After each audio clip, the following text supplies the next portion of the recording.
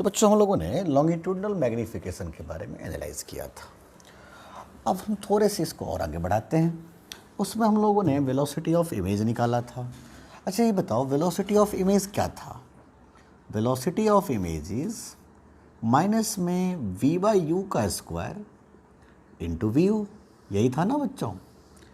Minus में v by U का square into V U and this is the velocity of image बच्चों। अब जो बात मैं कहने जा रहा हूं उसको थोड़े और ध्यान से सुना जाए। देखिए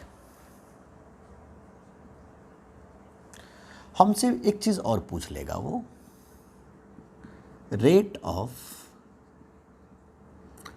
चेंज ऑफ मैग्नीफिकेशन,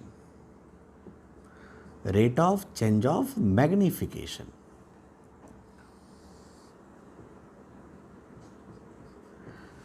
अब ये बताइए कि मैग्नीफिकेशन क्या होता है?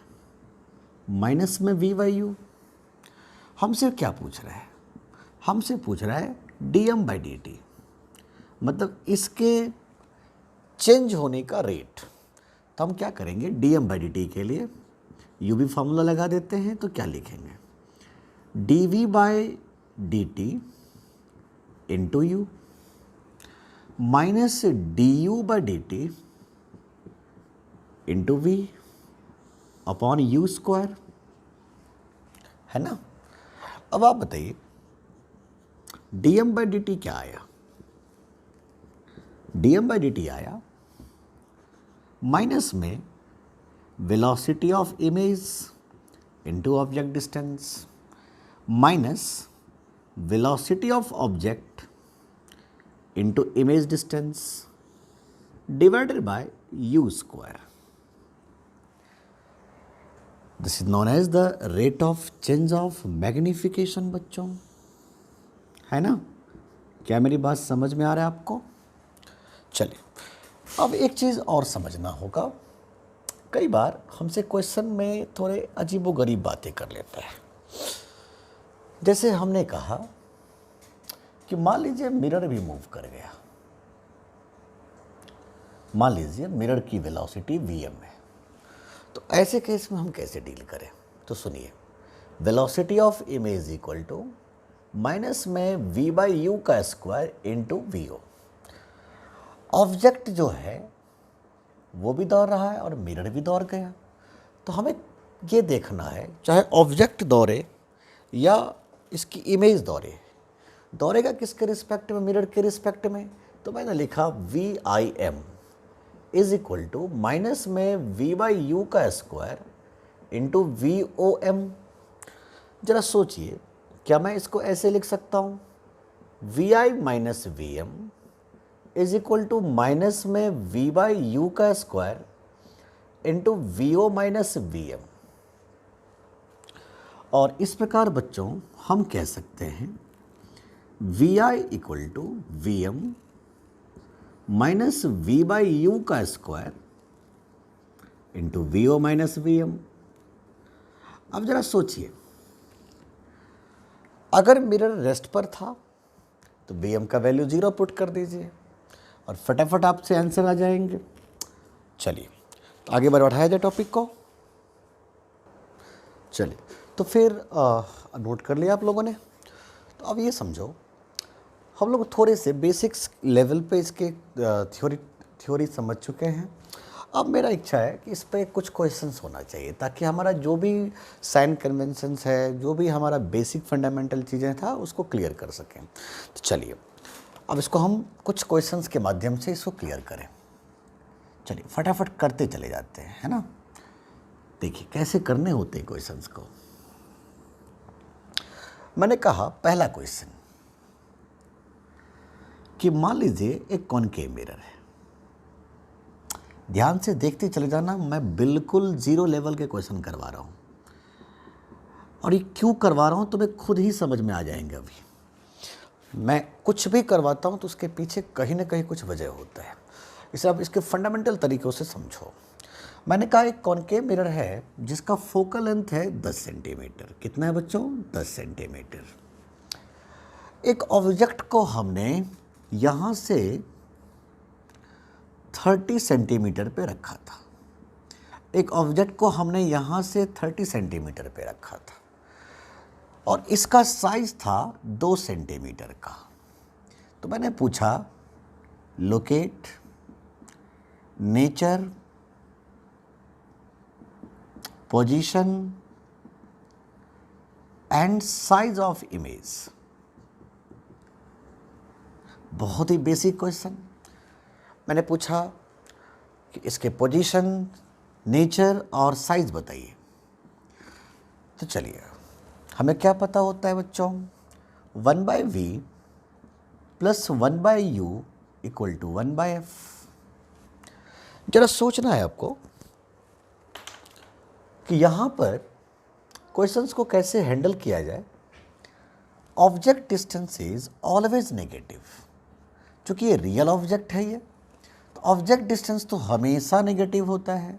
तो मैं लिखूंगा ऑब्जेक्ट डिस्टेंस इज माइनस में 30 centimetre and we have given the focal length is minus 10 centimetre and we have to calculate the image distance here. हमें इमेज डिस्टेंस पता करना होता है, तो मैं इन दोनों वैल्यूज़ को इसमें पुट कर देता हूँ। तो चलिए पुट कर देता हूँ मैं इसको। तो बताएं 1/v plus 1/u is equal to 1/f। Now जरा सोचिए, 1/v plus 1/-30 centimetre is equal to minus में 1/10। और आप क्या बोलोगे, 1/v इक्वल टू माइनस में 1/10 प्लस में 1/30 है ना।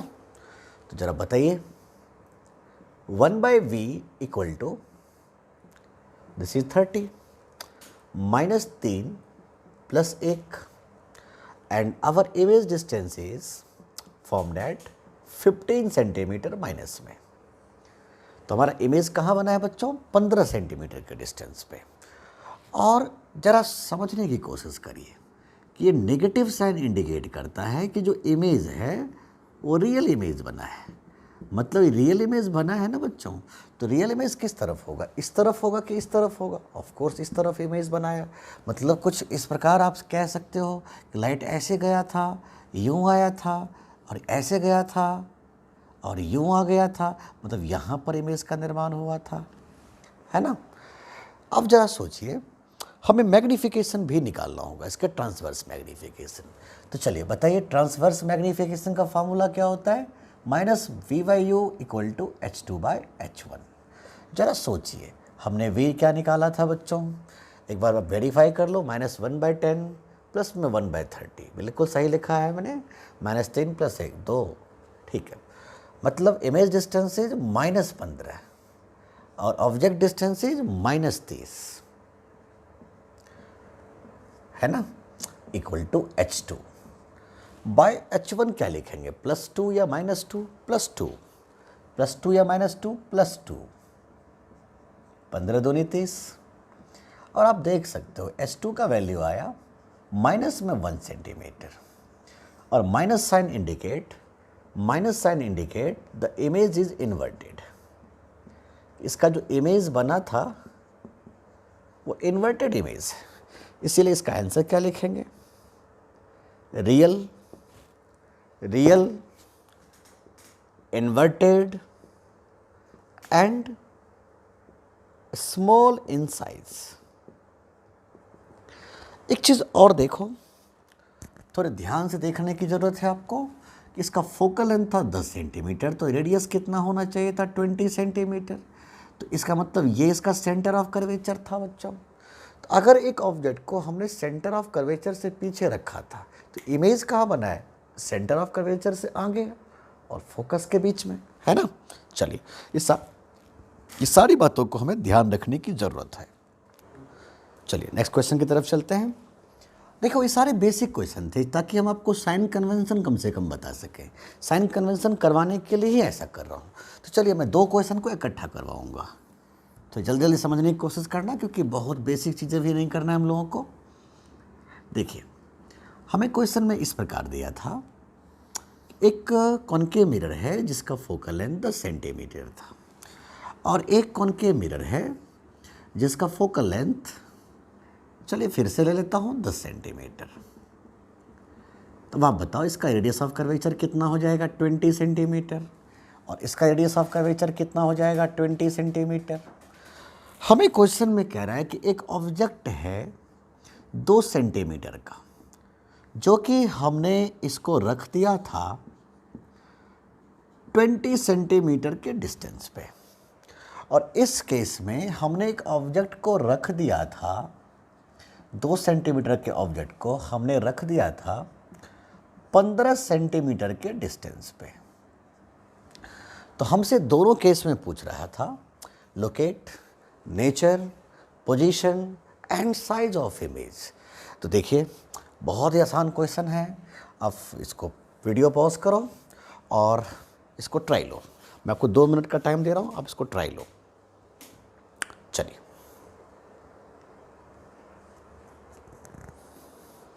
तो आपने कर लिया, चेक करो, शुरुआत करिए। 1/v plus 1/u equal to 1/f, है ना। चलिए सारे बच्चे बताएं हम क्या लिखेंगे इसमें convention. Object distance is always negative because real object है 20 सेंटीमीटर माइनस में, और कॉनकेव मिरर है तो इसका focal length always negative -10 centimetre, और हमें इमेज डिस्टेंस पता करना था। तो चलिए फटाफट हम सोच लेते हैं। 1/v प्लस 1/u, यू कितना लिखेंगे, -20 centimetre is equal to minus में 10 सेंटीमीटर। चलिए बहुत बढ़िया। तो ज़रा बताइए क्या आया data. 1/v equal to minus में 1/10 प्लस में 1/20 and 1/v equal to 20 LCM आ गया, -2 + 1 and image is formed at -20 centimetre. मतलब जहाँ पर ऑब्जेक्ट था वहीं पर इसका इमेज का निर्माण हुआ है। देख सकते हो यहीं पर ऑब्जेक्ट था जो कि 20 सेंटीमीटर पे था और 20 सेंटीमीटर पे ही इमेज बना था। ध्यान रखना इस सारी बातों को। अब मैं बात कर लेता हूँ मैग्नीफिकेशन। तो मैग्नीफिकेशन क्या लिखोगे, -v/u इक्वल टू h2/h1। अब आप बताओ माइनस में v कितना है, -20, और u क्या है, -20 is equal to h2/+2 centimetre. तो ज़रा सोच के बताइए, the value of h2 is -2 centimetre. तो इसका जो आंसर होगा वो क्या लिखेंगे कि इसका आंसर होगा कि real, inverted and same size. याद रखना इस बात को, बहुत ही अच्छी बातें समझ में आने लगा है। अगर एक ऑब्जेक्ट को देखो, ये जो ऑब्जेक्ट है वो कहाँ रखा हुआ है, इसके सेंटर ऑफ कर्वेचर पे रखा हुआ है, बिकॉज रेडियस 20 सेंटीमीटर था और ये डिस्टेंस भी 20 सेंटीमीटर है। इसका मतलब एक ऑब्जेक्ट को हमने सेंटर ऑफ कर्वेचर पे रखा था। तो अगर ऑब्जेक्ट को हमने सेंटर ऑफ कर्वेचर पे रखा है तो इमेज कहाँ बन रहा है बच्चों, सेंटर ऑफ कर्वेचर पे। कितने साइज का, सेम साइज का, देख सकते हो आप। लेकिन एक बार मैं इस क्वेश्चन को देख लेता हूँ। मेरा ऑब्जेक्ट यहाँ रखा हुआ है बच्चों, तो ज़रा सोच के बताइए क्या लिखेंगे। मेरा ऑब्जेक्ट डिस्टेंस हो जाएगा -15 सेंटीमीटर। मेरा फोकल लेंथ कितना हो जाएगा, -10 सेंटीमीटर, है ना। तो ज़रा बताएं सारे बच्चे,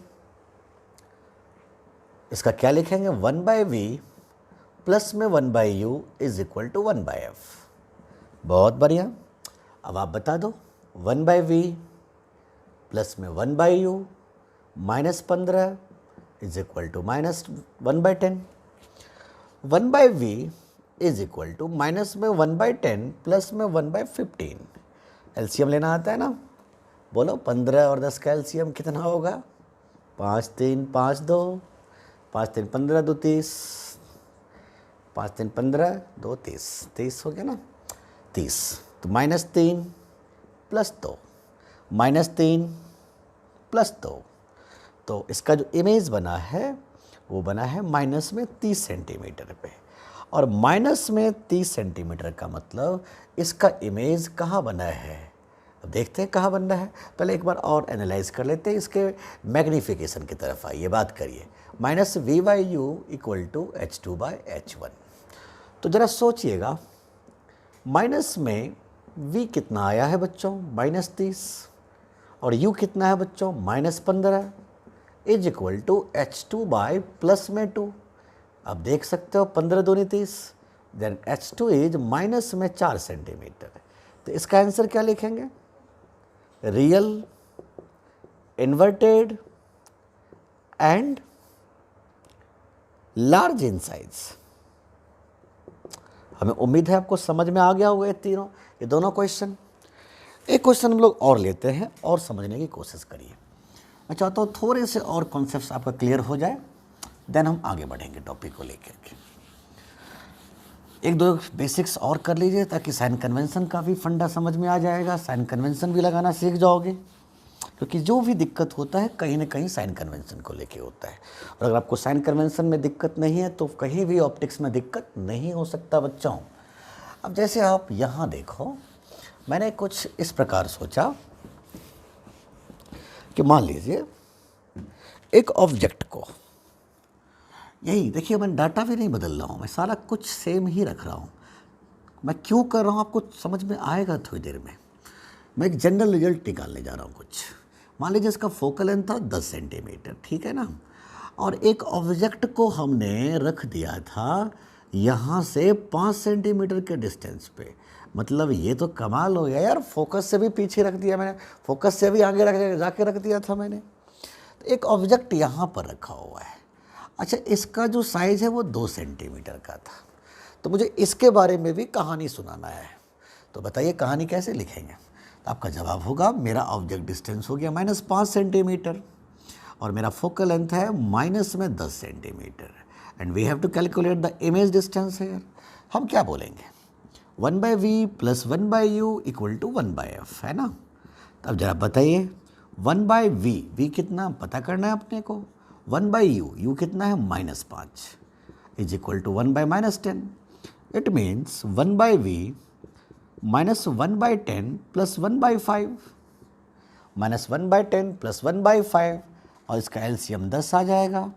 तो आप कहोगे -1 प्लस 2, इसका मतलब image distance is formed eight 10 centimetre. और ये तो कमाल हो गया यार, प्लस साइन आ रहा है, इसका मतलब इमेज इस तरफ बनेगा। ये बात कंफर्म हो चुका है कि इमेज इस तरफ जाके बन रहा है, वर्चुअल इमेज का निर्माण हो रहा है। लेकिन एक चीज़ और समझना होगा मैग्नीफिकेशन को लेके। तो ज़रा देखिए मैग्नीफिकेशन के लिए क्या लिखेंगे, -v/u is equal to H2/H1। It means minus में प्लस में 10 अपॉन u कितना है बच्चों, -5 इज इक्वल टू H2/+2।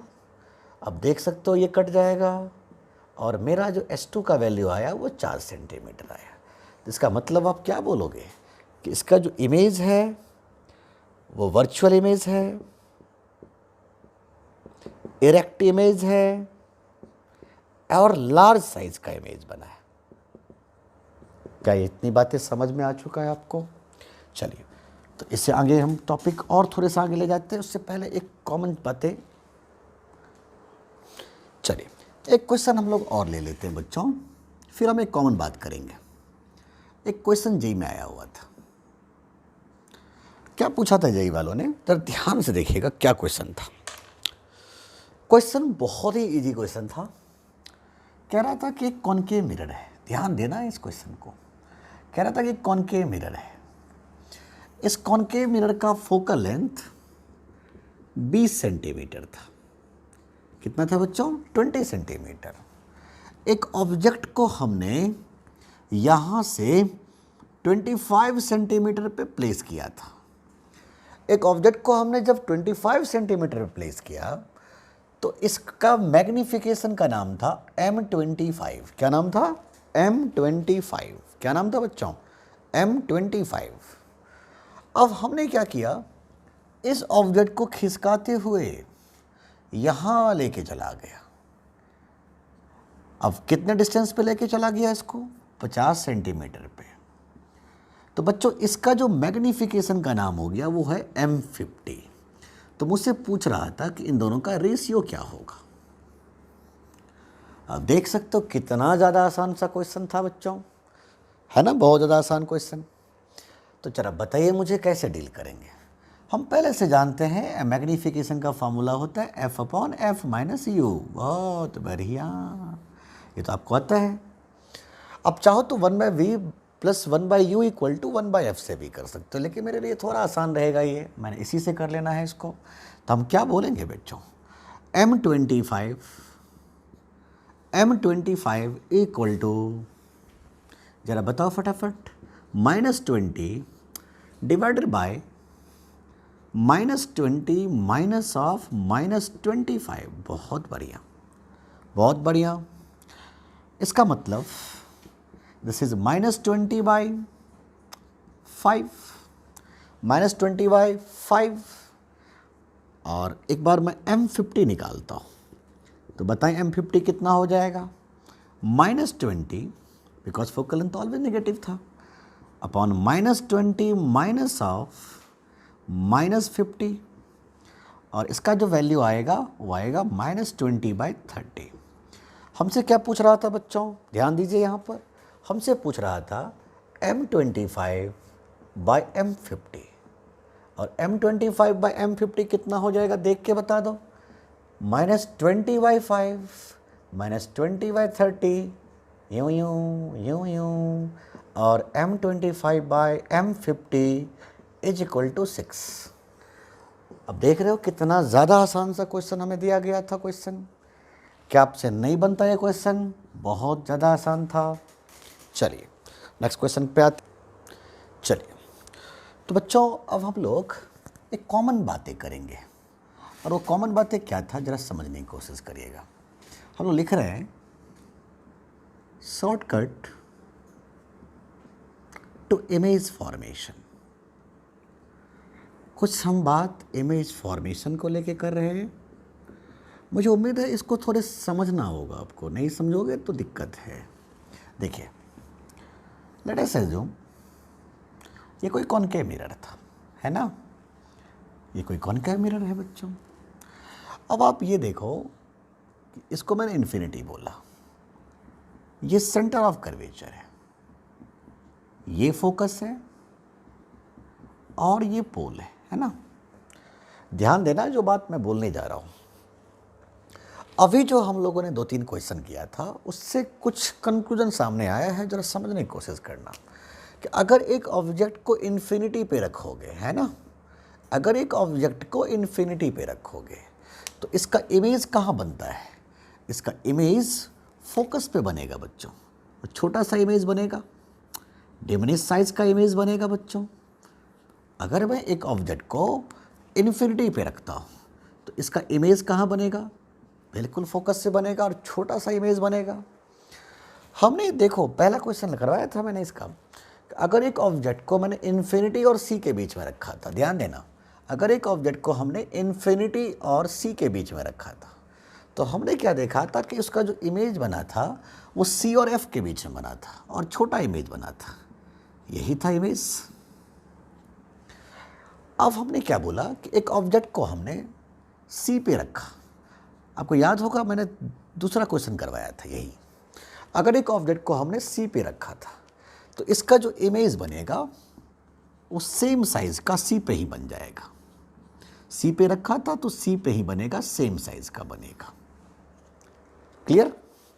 फिर सोचो एक ऑब्जेक्ट को हमने सी और एफ के बीच में रखा था, तो अगर एक ऑब्जेक्ट को हमने सी और एफ के बीच में रखा तो इसका जो इमेज बनेगा वो कहाँ बनेगा, सी से पीछे, और साइज उसका बड़ा हो जाएगा, जो कि हमने अभी अभी देखा था थोड़ी देर पहले।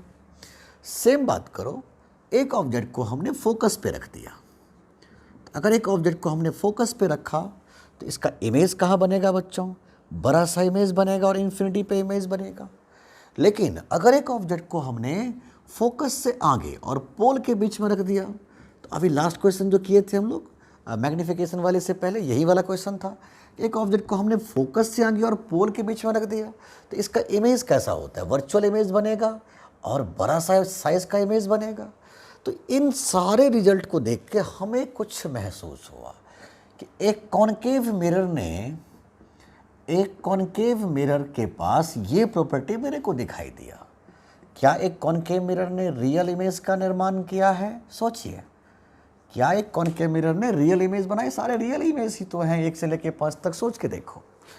क्या ये वर्चुअल इमेज का निर्माण किया है? क्या ये वर्चुअल इमेज का निर्माण किया है? बिल्कुल किया है। क्या ये इरेक्ट इमेज का निर्माण किया है? बिल्कुल किया है। ये रहा इमेज 6 नंबर। क्या ये इन्वर्टेड इमेज का निर्माण किया है? बिल्कुल, सारे इन्वर्टेड इमेजेस हैं। क्या ये डिमिनिश्ड साइज का इमेज बनाया था? बिल्कुल डिमिनिश्ड इमेज बनाया था। क्या ये सेम साइज का इमेज बनाया था? बिल्कुल सेम साइज का इमेज बनाया था जब सी पे रखा था मैंने। तो क्या ये मैग्नीफाइड इमेज बनाया था? बिल्कुल मैग्नीफाइड इमेज बनाया था। 4, 5 और 6। क्या ये लार्ज साइज का इमेज बन गया था? क्या इमेज इन्फिनिटी पे भी बना था? यस, इमेज इन्फिनिटी भी बना था। तो एक चीज़ ध्यान रखना कि जो प्रॉपर्टी कॉनकेव मिरर का होता है वही प्रॉपर्टी कॉन्वेक्स लेंस का होता है। याद रखिएगा इस बात को। लेकिन एक बात और समझना कि एक चीज़ क्लियर और करो कि एक कॉन्वेक्स मिरर के पास कुछ ही सेलेक्टेड प्रॉपर्टी होता है कि वो हमेशा वर्चुअल इमेज बनाएगा और डिमिनिश्ड इमेज बनाएगा। लेकिन एक बात और मैं क्लियर कर दूं, ये सारी बातों का जिक्र जो मैंने किया है उसके लिए शर्त यही था कि मेरा ऑब्जेक्ट रियल था। अगर मेरा ऑब्जेक्ट वर्चुअल होगा तो कई सारी बातें और उठ सकते हैं। हम ये मान के चल रहे हैं कि मेरा ऑब्जेक्ट क्या है? रियल ऑब्जेक्ट था। चलिए, ठीक है बच्चों, तो मुझे लगता है यहाँ तक समझ में आ गया होगा। एक बार मैं जस्ट इसको रिकैप फटाफट कर ही देता हूँ, आपको समझ में आना चाहिए था। कि देखिए, एक ऑब्जेक्ट को हमने इन्फिनिटी पे रखा तो इमेज कहाँ बना था? फोकस पे। हमने इन्फिनिटी और सी के बीच में रखा तो इमेज कहाँ बना था? इन्फिनिटी और सी के बीच में रखा था इमेज कहाँ बना था? एफ और सी के बीच में। अगर हमने सी पे रखा तो सी पे बना था। अगर हमने सी से आगे और एफ के बीच में रखा था तो इमेज कहाँ बना था? सी और इन्फिनिटी के बीच में। अगर हमने ऑब्जेक्ट को इन्फिनिटी पे रखा था तो इमेज कहाँ बना था? फोकस पे। अगर हमने ऑब्जेक्ट को फोकस और पोल के बीच में रखा था तो इमेज कहाँ बना था? वर्चुअल इमेज बना था और मिरर के पीछे। इस बात से एक चीज़ और समझ में आया कि देखिए, इससे पीछे अगर किसी ऑब्जेक्ट को रखेंगे तो यहाँ पर रखने से स्मॉल साइज का इमेज बनेगा, स्मॉल साइज का इमेज बनेगा। इससे आगे रखोगे ना तो लार्ज साइज का इमेज बनेगा। इससे आगे जैसे रखोगे तो लार्ज साइज का इमेज बनेगा। और अगर मैं इससे आगे